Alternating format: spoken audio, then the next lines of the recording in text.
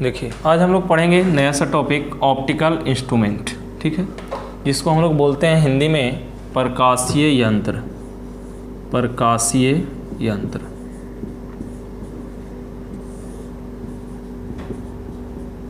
अभी तक जो हम लोग पढ़ रहे थे लेंस मेकर फार्मूला पढ़ रहे थे, अब यहाँ से पढ़ेंगे प्रकाशीय यंत्र यानी ऑप्टिकल इंस्ट्रूमेंट क्या है इसके बारे में। एक नया सा टॉपिक शुरू हो रहा है और ये लास्ट टॉपिक है आपके पास रे ऑप्टिक्स का, ठीक है। चलिए ये क्या है इसके बारे में हम लोग चर्चा करेंगे। देखिए इसको पढ़ने से पहले हम लोग कुछ और पढ़ेंगे। इसको पढ़ने से पहले हम लोग पढ़ेंगे एक नया चीज़, दर्शन कोण क्या है। क्या पढ़ेंगे? दर्शन कोण क्या है। क्वेश्चन होगा दर्शन कोण क्या है। दर्शन क्या करेंगे? दर्शन कोण क्या है, विजुअल एंगल। दर्शन कोण क्या है।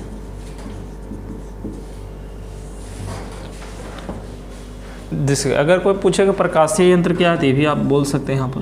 तब प्रकाशीय यंत्र से हम आगे हम लोग पढ़ाएंगे कि प्रकाशीय यंत्र किसे कहते हैं। लेकिन अगर कोई पूछ दे कि प्रकाशीय यंत्र क्या है तो सिंपल भाषा लैंग्वेज में दे सकते हैं जवाब कि प्रकाश से संबंधित, प्रकाश से संबंधित सभी यंत्रों को प्रकाशीय यंत्र कहते हैं। प्रकाशीय यंत्र कहते हैं, ठीक है। देखिए अब हम लोग क्या पढ़ेंगे, दर्शन कोण क्या है। देखिए ये सबसे इम्पोर्टेंट बात है यहाँ पर। देखिए अब देखिए किसी वस्तु द्वारा हमारे आंखें पर बनाए गए कोण को रियल में दर्शन कोण कहते हैं। ध्यान दीजिए, फिर से मैं लिखता हूँ पहले एक लाइन। किसी वस्तु द्वारा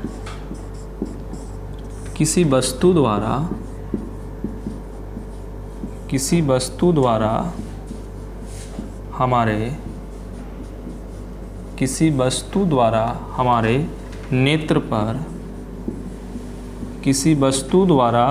नेत्र पर, नेत्र मतलब आँख, किसी वस्तु द्वारा हमारे नेत्र पर बनाए गए कोण को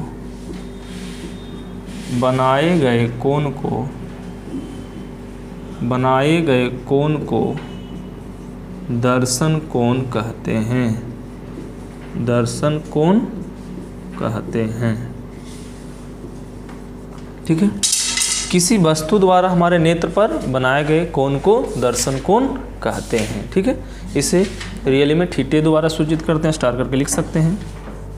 इसे थीटा द्वारा सूचित किया जाता है।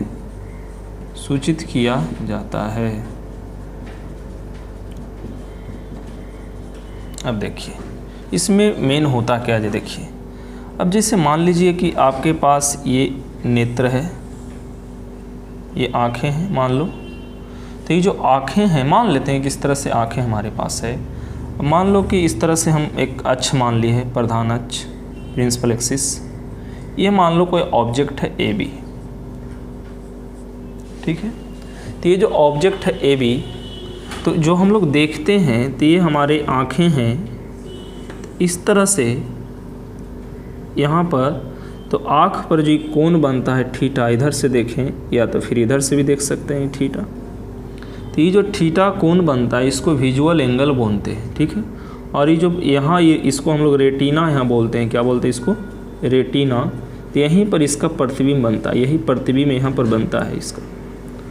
अब देखिए थोड़ा सा गौर कीजिएगा, फिर से मैं दूसरे आँखें बना रहा हूँ मान लो, या इसी को हम इमेज करवा रहा हूँ। अब थीटा का मान कम कर देते हैं। क्या करते हैं? थीटा का मान को कम करते हैं। तो थीटा का मान कम करने, मान लो ये 45 डिग्री, इसको 30 डिग्री करते हैं। तो 30 डिग्री करेंगे तो देखो तो ज़रा इस तरह से होगा। तो ये क्या होगा कि जैसे ही थीटा कम करेंगे तो ये वाला साइज कम जाएगा, यहीं तक ना होगा। ये अभी कहाँ तक है? यहाँ तक है, अब यहाँ तक होगा।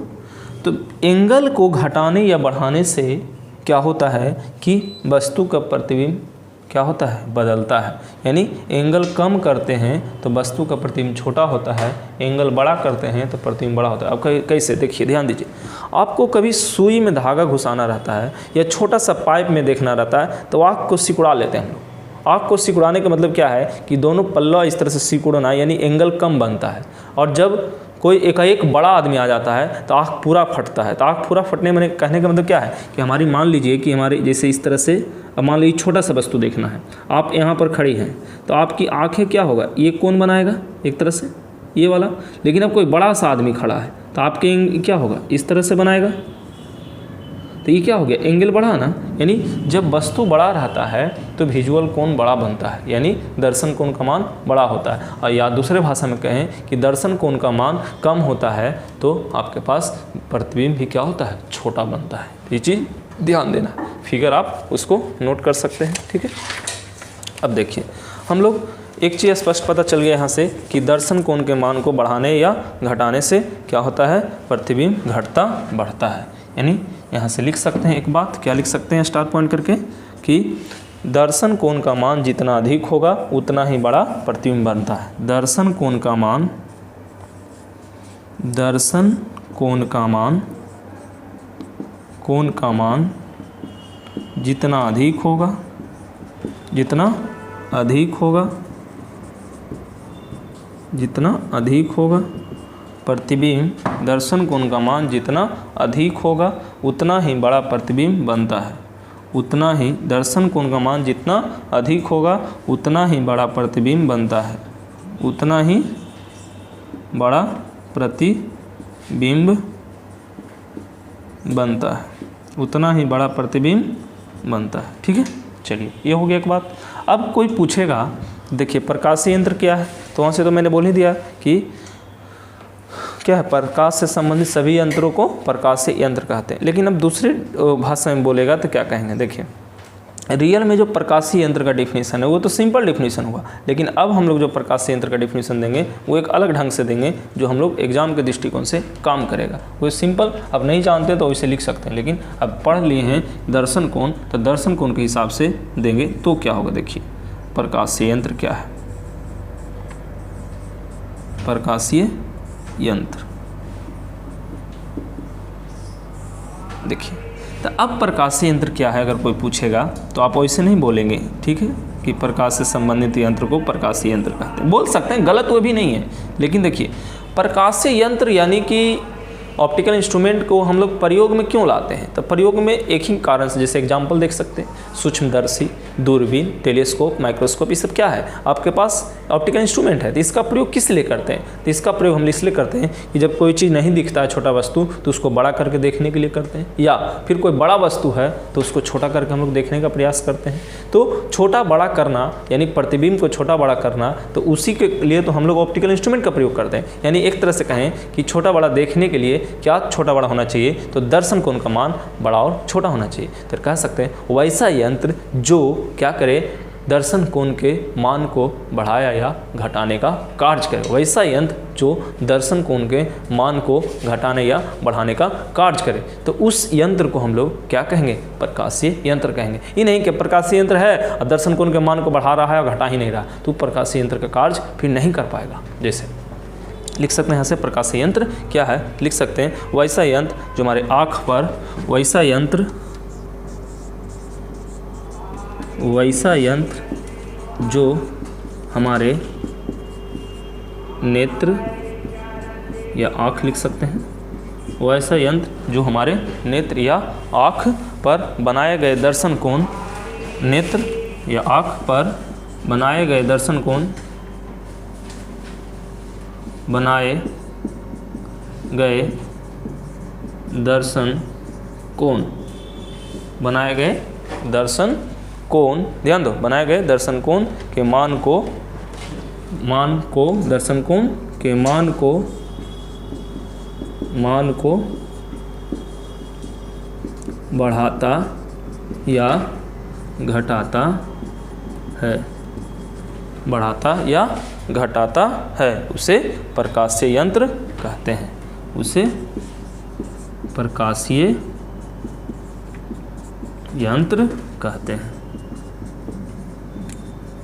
ठीक है, एग्जाम्पल कोई पूछेगा जैसे, तो क्या लिखेंगे, दिख रहा है ना,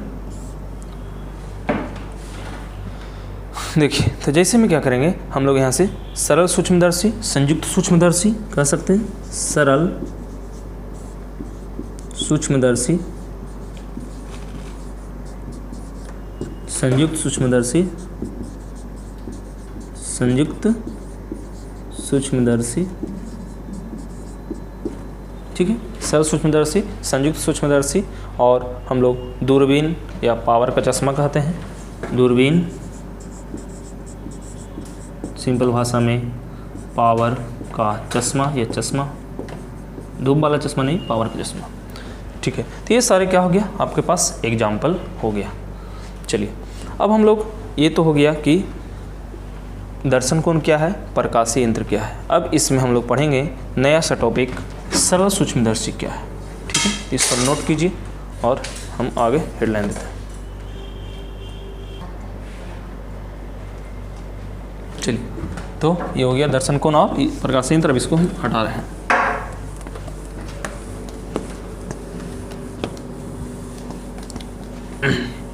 हेडलाइन दीजिए, सरल सूक्ष्मदर्शी क्या है।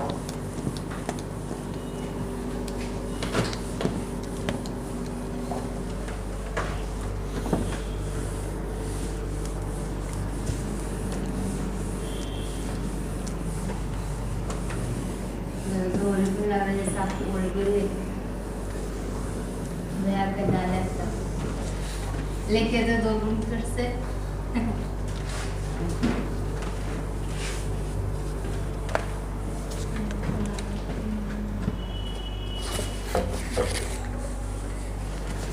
देखिए,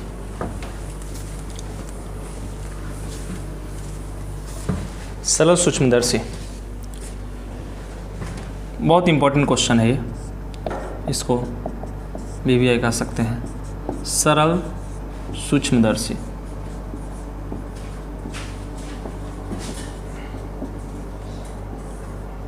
दर्शी क्या है।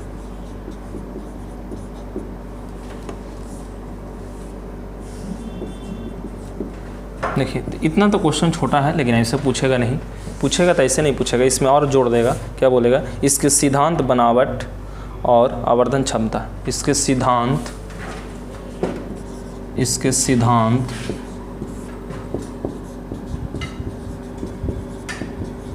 बनावट, क्रिया आरेख, क्रिया आरेख, इसके सिद्धांत, बनावट, क्रिया आरेख और आवर्धन क्षमता का व्यंजक प्राप्त करें। और आवर्धन क्षमता का व्यंजक प्राप्त करें। चलिए, यही क्वेश्चन है हमारे पास। अब कोई पूछेगा क्या है, तो देखिए सिंपल भाषा में अगर इसको डिफिनीशन बोलेगा तो देखिए क्या करेंगे।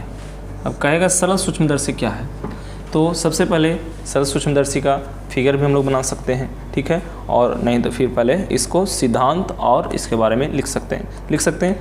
सरल सूक्ष्मदर्शी, सरल सूक्ष्मदर्शी, सरल सूक्ष्मदर्शी, सरल सूक्ष्मदर्शी एक प्रकाशीय यंत्र है। सरल सूक्ष्मदर्शी एक प्रकाशीय यंत्र है, एक प्रकाशीय यंत्र है। सरल सूक्ष्मदर्शी एक प्रकाशीय यंत्र है जिसके द्वारा छोटी वस्तुओं को देखा जाता है, जिसके द्वारा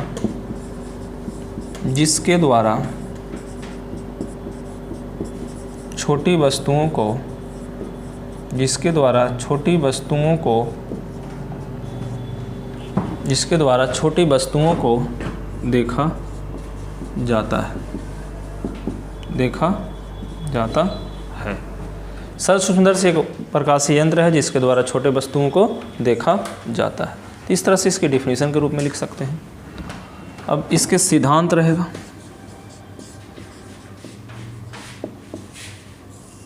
प्रिंसिपल जिसको कहते हैं। तो सिद्धांत क्या होगा ये समझिए। तो सिद्धांत में क्या होगा कि अब देखिए इसका जो फिगर होगा, फिगर हम ऐसे दिखा देते हैं और फिगर ऐसे बनावट में हम दिखाएंगे, इसमें नहीं दिखा रहे हैं, ठीक है। अब देखिए सिद्धांत में है कि हम जानते हैं कि उत्तल लेंस में जब कोई वस्तु प्रकाशीय केंद्र और मुख्य फोकस के बीच होता है तो उसका प्रतिबिंब सीधा, मैंने लिखा देते हैं, उसके बाद समझ में ज़्यादा आएगा। थोड़ा सा लिखते हैं, हम जानते हैं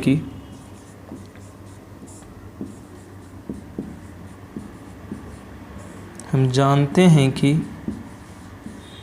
देखिए जो पढ़े हैं लेंस के बारे में उसी का यहाँ उपयोग होगा। हम जानते हैं कि उत्तल लेंस में जब कोई वस्तु, हम जानते हैं कि उत्तल लेंस में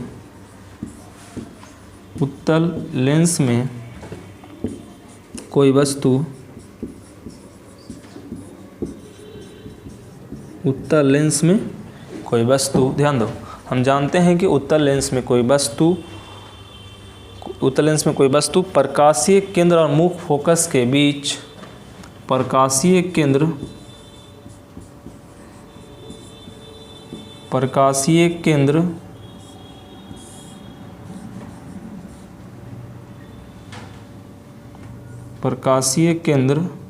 और मुख्य फोकस, प्रकाशीय केंद्र और मुख्य फोकस के बीच, हम जानते हैं कि उत्तल लेंस में कोई वस्तु प्रकाशीय केंद्र और मुख्य फोकस के बीच रखा जाता है या मुख्य फोकस के बीच होती है तो उसका प्रतिबिंब मुख्य फोकस के बीच होती है तो उसके बीच,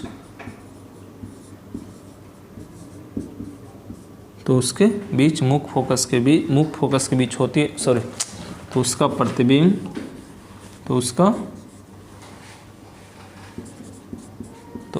प्रतिबिंब, काल्पनिक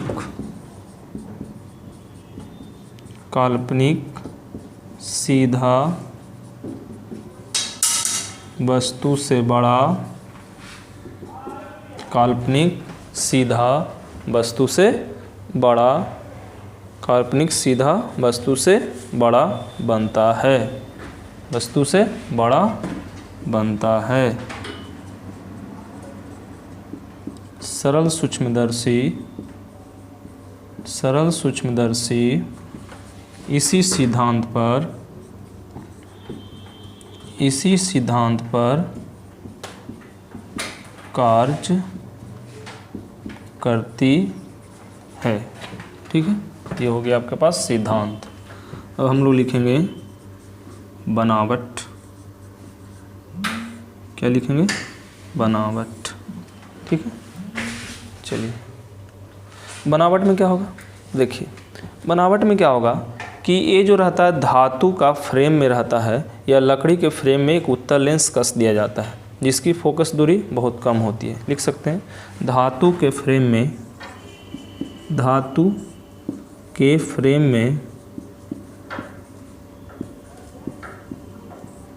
या लकड़ी के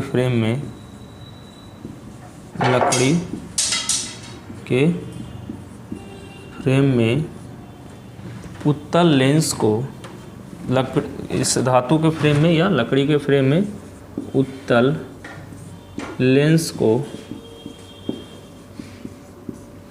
कस दिया जाता है, या सेट किया जाता है। उत्तल लेंस को सेट किया जाता है जिसकी फोकस दूरी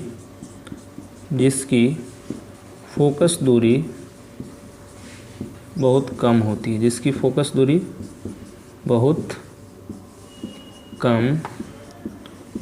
है, ठीक है। धातु के फ्रेम में या लकड़ी के फ्रेम में उत्तल लेंस को सेट किया जाता है जिसकी फोकस दूरी बहुत कम होती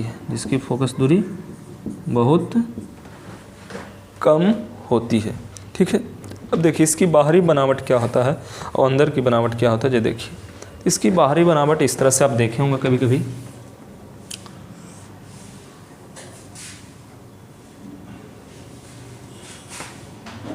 इस तरह से भी कभी कभी रहता है,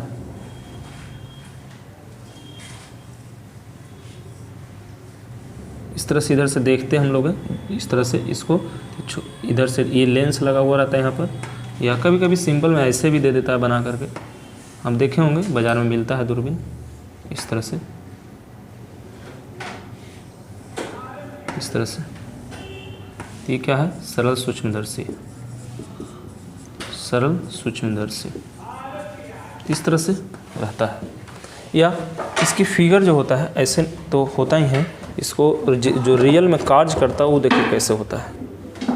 देखिए उसको दिखाते हैं, इसको नोट कर लीजिएगा पहले फटाफट। ज़्यादा दिक्कत है तो वीडियो को रोक करके नोट कीजिएगा, और नहीं तो फिर स्क्रीनशॉट ले लीजिए। देखिए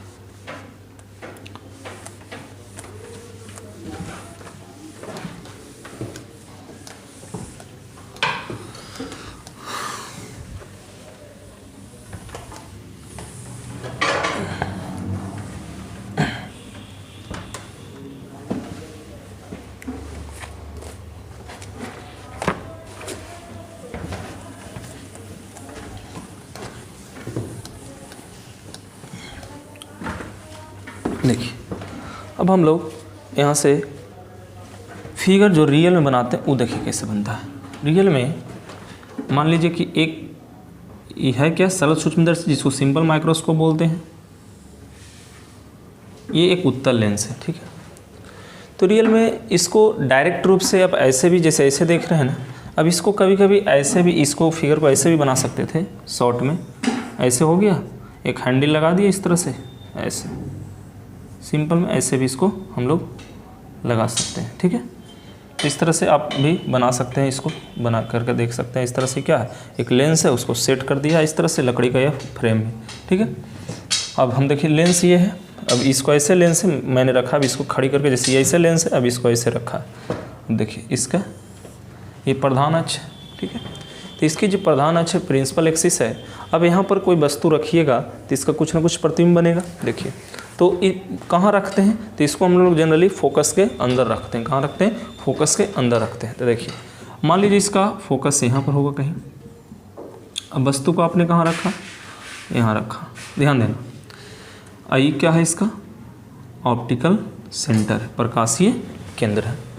अब देखिए एक तो किरण जो होती है अगर आपके ऑप्टिकल सेंटर से गुजरती है तो ऑप्टिकल सेंटर से जो गुजरती है वो सीधे निकल जाती है इस तरह से, ठीक है। और दूसरी किरण एक समांतर लेते हैं इस तरह से, जो समांतर किरण जाती है वो हमेशा फोकस से होकर के गुजरती है। कहाँ से? फोकस से होकर के। तो एक फोकस इसका इधर होगा, तो एक फोकस से होकर के गुजरती है तो इस तरह से जाएगा, इस तरह से गुजरेगा। लेकिन क्या कहीं कट कर रही है? नहीं कर रही है। तो कट नहीं करती है तो इसको क्या करते हैं हम लोग, थोड़ा सा जो रे है उसको हम लोग पीछे इस तरह से खींचे हैं। अब इसको पीछे की ओर, इसको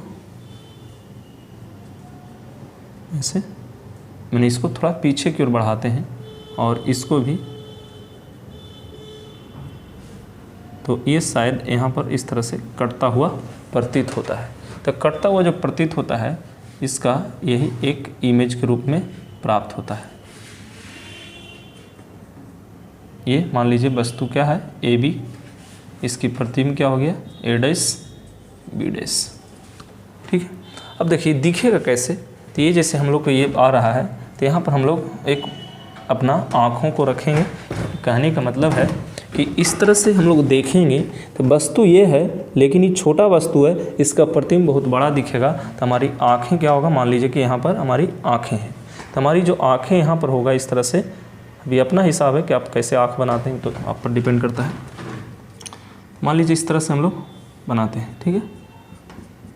ये इस तरह से आँखें हैं, यहाँ से जब देखेंगे इस तरह से तो इस छोटे वस्तु का प्रतिबिंब यहाँ पर बनता है, ठीक है। तो ये हो गया आपके पास बनावट में जो लेंस से कैसे कैसे, तो ये बनावट में ना लिखेंगे, इसको क्रिया आरेख में लिख सकते हैं। क्या लिख सकते हैं? क्रिया आरेख में। बनावट वो होगी एक तरह से क्रिया आरेख, ठीक है। देखिए क्रिया आरेख में, अब क्रिया आरेख में क्या इसको लिख सकते हैं कि जैसे ही वस्तु प्रकाशीय केंद्र और फोकस के बीच जाती है, जैसे ही वस्तु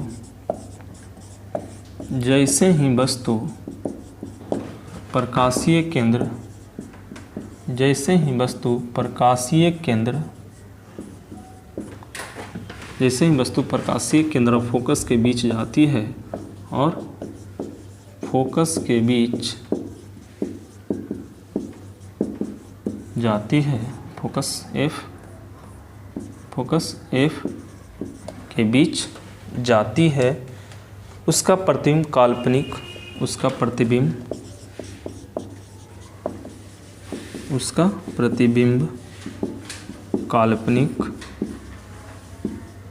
काल्पनिक, उसका प्रतिबिंब काल्पनिक, सीधा और आवर्धित का मतलब यहाँ बड़ा होता है, आवर्धित प्राप्त होता है। ठीक, यानी जैसे ही वस्तु प्रकाशीय केंद्र और फोकस के बीच जाती है उसका प्रतिबिंब काल्पनिक, सीधा और आवर्धित प्राप्त होता है। यानी कहने का मतलब हुआ कि जो वस्तु AB है जैसे ही फोकस और ऑप्टिकल सेंटर के बीच में जाएगा तो उसका एक प्रतिबिंब इस तरह से क्या हो गया, बड़ा है ना, बड़ा माने आवर्धित और काल्पनिक और सीधा प्राप्त होता है। तो ये लिखे काल्पनिक, सीधा और आवर्धित प्राप्त होता है। ठीक है, तो ये हो गया हमारे पास क्या चीज़, आपके पास क्रिया आरेख। चलिए एक पॉइंट और था हमारे पास, उसको हम लोग बोलते थे आवर्धन क्षमता, तो उसको भी हम लोग चर्चा करेंगे।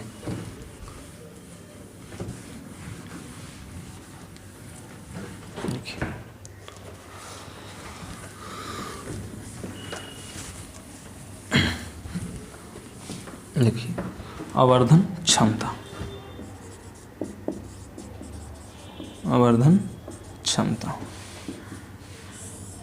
ये क्या होता है इसके बारे में चर्चा करेंगे। देखिए तो आवर्धन क्षमता, देखिए तो यहाँ से हम लोग कह सकते हैं प्रतिबिंब द्वारा आँख पर बनाया गया दर्शन कोण और वस्तु द्वारा आँख पर बनाया गया दर्शन कोण के अनुपात को आवर्धन क्षमता कहते हैं। इस चीज़ ध्यान रखना, आवर्धन क्षमता प्रतिबिंब द्वारा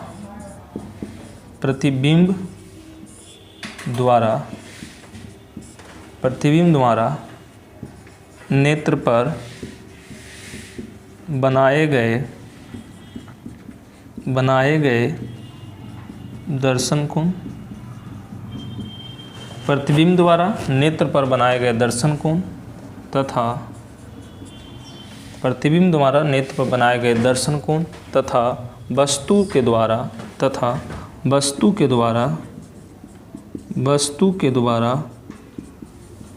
नेत्र पर बनाए गए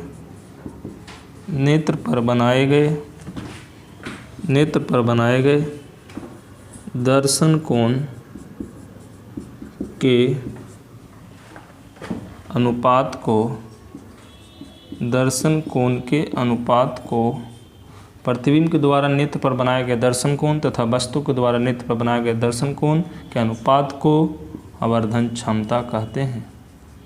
आवर्धन क्षमता कहते हैं, ये चीज़ ध्यान देना। अभी क्या होता है इसके बारे में थोड़ा ध्यान दें।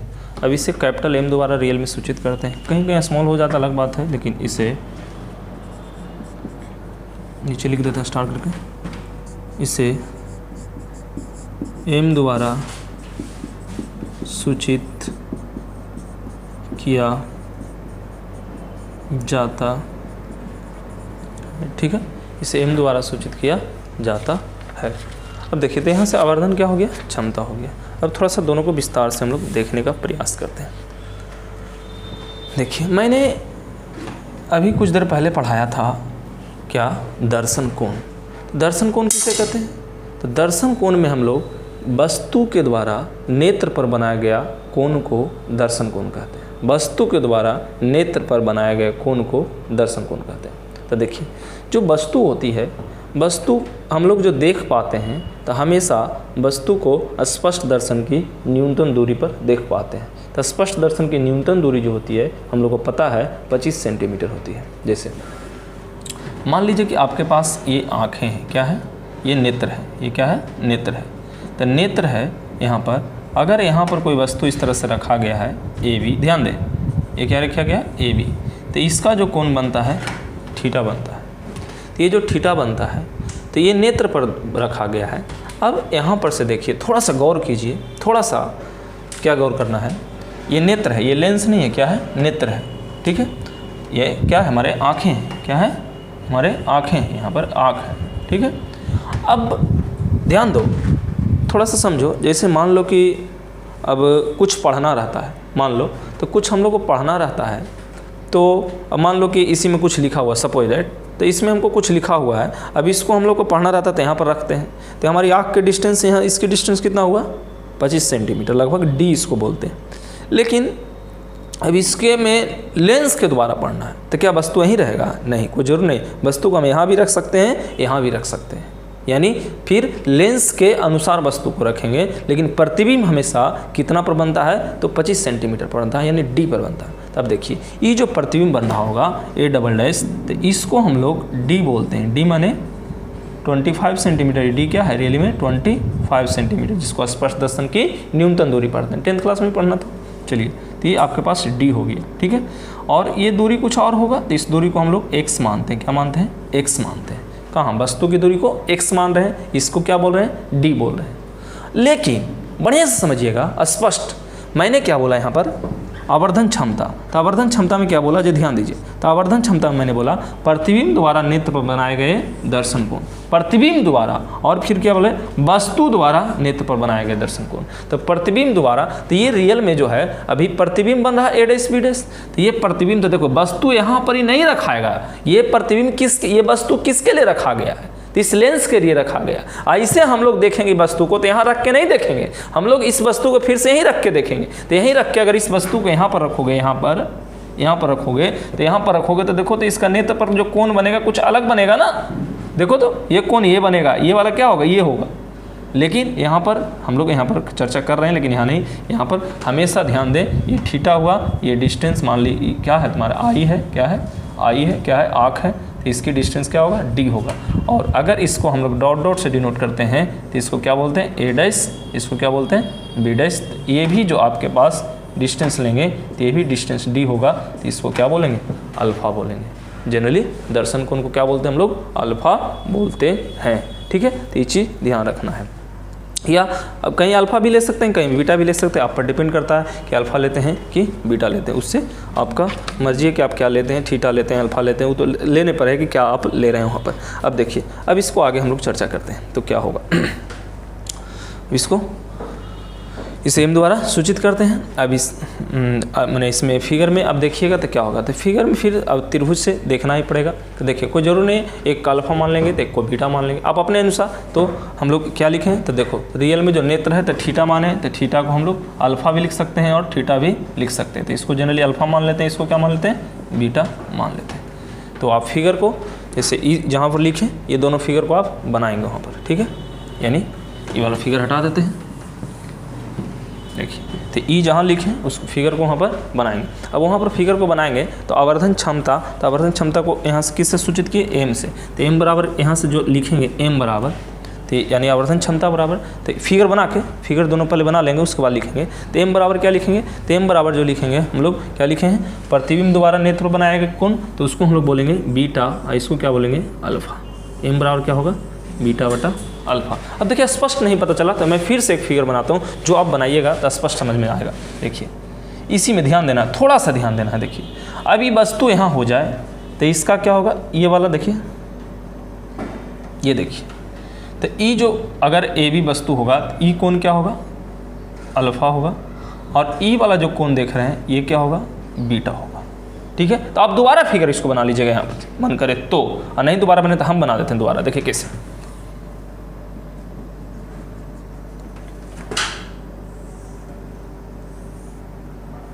ये है, तो देखिए ये आपके पास अभी क्या है, ये प्रतिबिंब है, क्या है, प्रतिबिंब है। कौन प्रतिबिंब है, ए डैश बी डैश। तो ये जो कोण बन रहा है क्या बन रहा है, बीटा बन रहा है। अगर यहीं पर वस्तु रहेगा तो ई जो कोण बनेगा क्या बनेगा, अल्फ़ा बनेगा, है ना। तो ये अल्फ़ा हो जाएगा, ये क्या हो जाएगा, बीटा हो जाएगा। तो ये वस्तु को क्या कहेंगे, ए बी कहेंगे। ठीक है, तो देखिए यही फिगर समझिए, उसका फिगर बनाइए, ना बनाए बना लिए तो अच्छी बात, ना बनाए तो कोई दिक्कत नहीं। और इसकी डिस्टेंस क्या हो जाएगा, डी हो जाएगा। ठीक है, देखिए अब क्या करेंगे, यहाँ से बीटा को, तो बीटा को हम लोग अब पढ़े थे अपवर्तन सूत्र में, तो वहाँ पर बीटा को हम लोग लिख सकते थे टाइन बीटा, और अल्फ़ा को लिख सकते हैं यहाँ टाइन अल्फ़ा।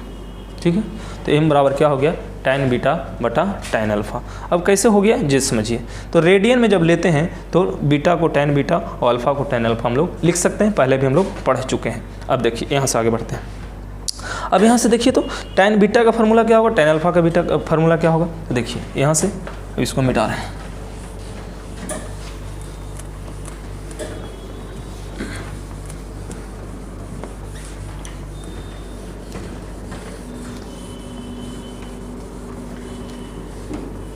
देखिए अब यहाँ से चलते हैं ऊपर। देखिए तो ये बीटा और tan अल्फ़ा तो हम लोग जानते हैं ना, tan थीटा और क्या होता है लंबटा आधार होता है। तो देखिए इसके थीटा के सामने क्या होगा, तो यहाँ से क्या होगा m बराबर क्या हो गया tan बीटा बटा क्या हो गया tan अल्फ़ा।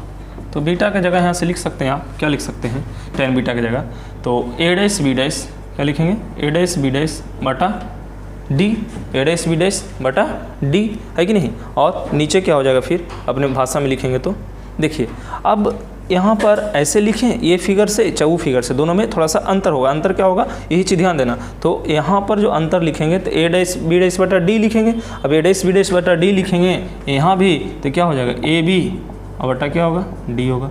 d से d क्या हो गया कैंसिल हो गया।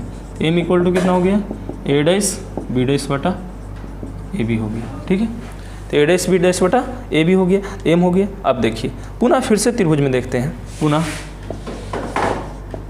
त्रिभुज, पुनः त्रिभुज, कौन त्रिभुज में, तो पुनः त्रिभुज देखेंगे तो यहाँ पर ये अगर कुछ नहीं तो ओ मान लेते हैं, क्या मान लेते हैं ओ। देखिए पुनः त्रिभुज ध्यान देना, तो पुनः त्रिभुज देखिए बढ़िया से देखिए a dash b dash a dash b dash o में, a dash b dash o में, a dash b dash o में, और उधर से देखेंगे तो फिर क्या होगा a b o में तथा a b o में। ठीक है, तो इसमें क्या होगा, इसमें क्या होगा तो देखिए यहाँ से जो कोण ये वाला बन रहा है दोनों, तो यहाँ से कह सकते हैं कोण A इक्वल टू कोण A डैश इक्वल टू कितना 90 डिग्री। फिगर देखो ना, ये सेम फिगर समझ में आएगा। अच्छा A नहीं, यहाँ B मान लिए थे, उल्टा मान लिए थे, इसको A मान लेंगे, इसको B मान लेंगे, तो क्या हो जाएगा ये 90 डिग्री, ये भी क्या है 90 डिग्री, ये क्या है A डैश, ये भी क्या, उसी तरह से A और A डैश दोनों एक ही जमा है, इसलिए मैंने लिखा A और A dash equal to 90 degree. यानी वो दोनों फिगर के कंबाइंड है, ऐसे भी बना सकते हो वैसे भी बना सकते हो, कोई दिक्कत नहीं है। अब यहाँ पर दोनों को O माने हो तो यहाँ पर क्या है आ ही था, तो इसलिए मैंने दोनों को O ही मान लेना। अपना इच्छा मानने की कोई दिक्कत नहीं, जो मानेंगे वही मानेंगे, लैंग्वेज में वही लिखेंगे, ई मानेंगे तो ई लिखेंगे, वो मानेंगे तो लिखेंगे। देखिए तो कोण A डैश इक्वल टू कितना हो गया 90 डिग्री। अब देखिए कुछ कोण जो है उभयनिष्ठ है, उभयनिष्ठ क्या है, तो यहाँ पर कोण क्या है, कोण O इक्वल टू कोण क्या है उभयनिष्ठ। उभयनिष्ठ में क्या होता है कॉमन, उभयनिष्ठ यानी कॉमन। ठीक है, अब देखिए आगे बढ़िए, तो आगे बढ़िएगा तो यहाँ से क्या होगा एंगल एंगल से कह सकते हैं, एंगल एंगल से कहते हैं समरूपता का सिद्धांत, एंगल एंगल।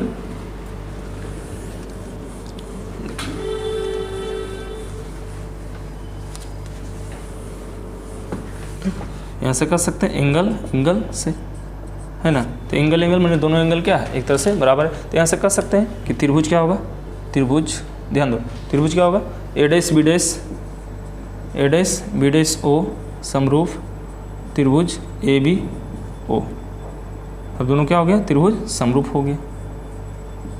तो देखो जब त्रिभुज समरूप हो गया तो समरूप त्रिभुज के लिए क्या कहते हैं साइड बराबर होता है। तो साइड बराबर होगा तो क्या होगा यहाँ से a डैश b डैश, ध्यान दो a डैश b डैश बटा क्या होगा ए बी इक्वल टू क्या होगा, इक्वल टू होगा a डैश क्या होगा a डैश और कितना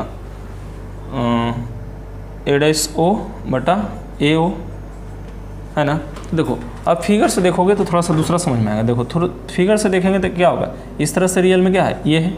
अब इसके लेंस के लिए लेंगे तो इस तरह से था, तो ये क्या होगा रियल में x होगा और ये क्या होगा रियल में d होगा। तो मैं दोनों का प्रयोग ले रहा हूँ यहाँ से।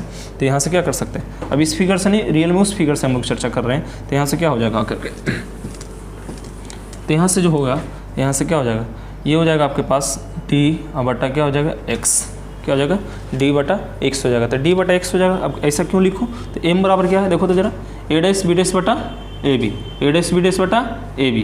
तो ए डैश बी डैश बटा ए बी जो है ध्यान देना, तो A dash B dash A B को क्या बोलते हैं m बोलते हैं। तो m इक्वल टू कितना हो गया डी बटा एक्स हो गया, एम बड़ा क्या हो गया, डी बटा एक्स हो गया। अब लेंस सूत्र से देखो, लेंस सूत्र ज़्यादा दिक्कत हो तो देखो वीडियो को रोक लो, वीडियो को रोक लो, उसके बाद देखो, ठीक है। देखो मेन फिगर यही था ना, मेन फिगर यही था, ये सब तो मैंने मानने के लिए मान लिया था, ठीक है।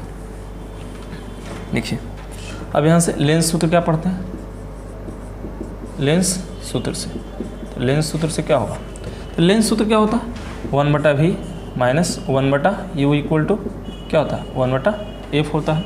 तो 1/v equal to 1/u equal to f, तो देखो यहाँ v क्या है, d होगा, यहाँ से लिख सकते हो 1/d, लिख सकते कि नहीं, तो 1/d लिख सकते हैं। लेकिन ध्यान देने वाली बात है कि जब इस साइड होता है तो सब निगेटिव होता है, ये सब हम लोग पढ़ चुके हैं उत्तल लेंस में, इधर वस्तु की दूरी निगेटिव होता है। ये क्या हो गया प्लस 1/ कितना हो गया माइनस एक्स इक्वल टू कितना हो गया 1/f, ये हो गया। अब देखिए हमको क्या चाहिए, d/x चाहिए, तो d/x चाहिए तो क्या कर दो, दोनों तरफ से d से गुना कर दो, क्या कर दो, दोनों तरफ से d से गुना कर दो। देखो ये रियल में क्या है, माइनस माइनस प्लस हो जाएगा।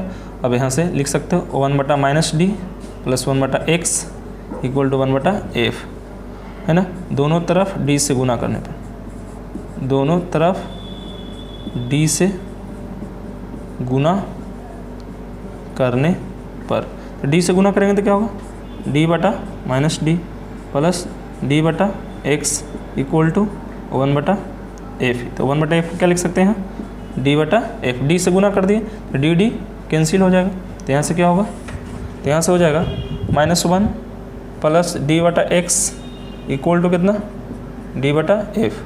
अब इसको आगे बढ़ोगे तो d/x equal to 1 plus d/f।